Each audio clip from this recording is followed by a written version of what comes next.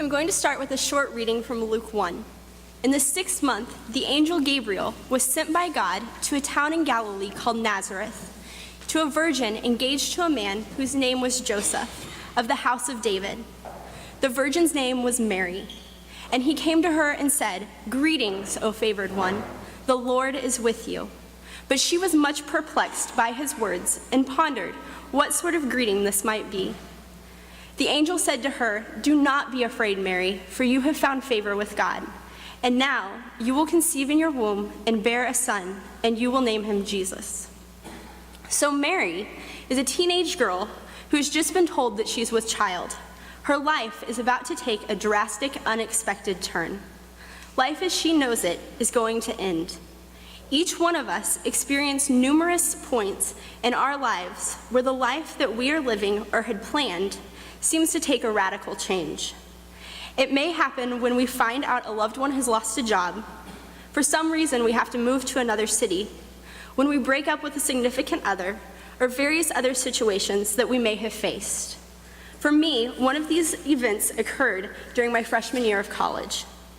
I started my freshman year of college at Midland Lutheran College in Fremont, Nebraska. I grew up in a Lutheran church and was very involved in my youth group. I enjoyed working with younger youth, and I felt a strong calling to go into youth ministry. I chose Midland because it was one of the closest Lutheran schools to my hometown in Missouri, and it appeared to have a wonderful youth ministry program that I could be a part of. I started my first semester, went through orientation, met tons of new people, and became fully involved in campus life. I loved it. However, my life changed about 2 weeks into the semester when I met with my advisor to begin to develop my degree plan. It was during this meeting that I found out that due to budget cuts at the school, Midland would no longer offer a youth ministry degree. Finding this out turned my life upside down. For those of you that know me, you know that I'm a planner. I like to know exactly what I will be doing, even up to a year in advance. I had started college searching my sophomore year of high school and committed to Midland early into my senior year. I had all the plans in order. I would get my degree at Midland, hopefully meet a good Lutheran boy, get married right after school in Nebraska, and live happily ever after. It would be perfect. But the news that my advisor gave me shattered all those plans. Life as I knew it was over. I weighed out all the options. I could stay at Midland and switch my degree, or I could start the transferring process. It was most important for me to graduate with my degree in youth ministry, which meant that I would have to start looking at transferring. I wanted to go to a Lutheran school, so I started looking at other schools north of Nebraska. At that point, the last place on my mind was Texas Lutheran University.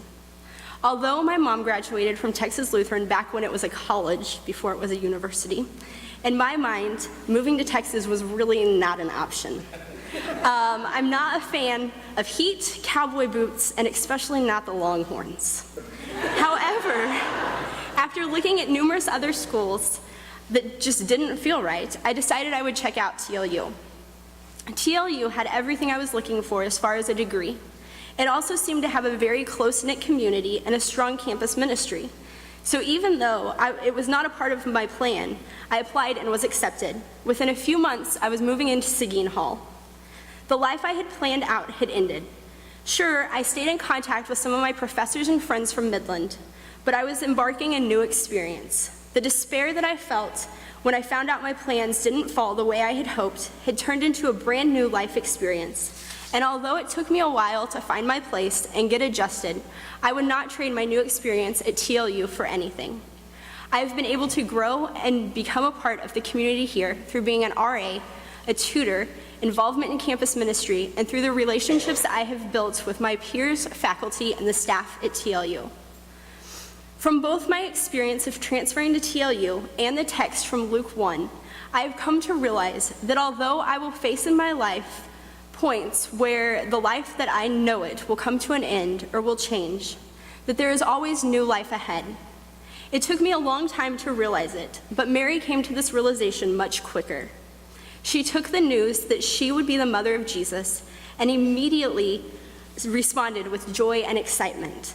Mary is a great example to follow with her strength in faith.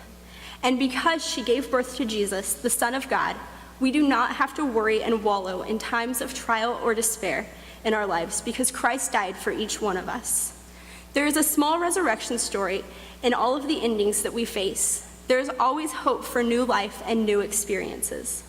I hope that as this semester comes to an end, as some of us graduate, as others finish the class that they never thought would end, and whenever others may continue to be facing at this point in your life, as a new semester and a new chapter begins, that we each realize the changes in our life may be challenging.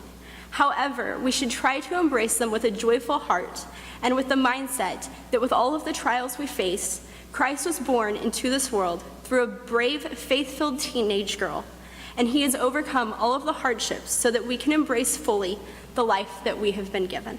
Amen.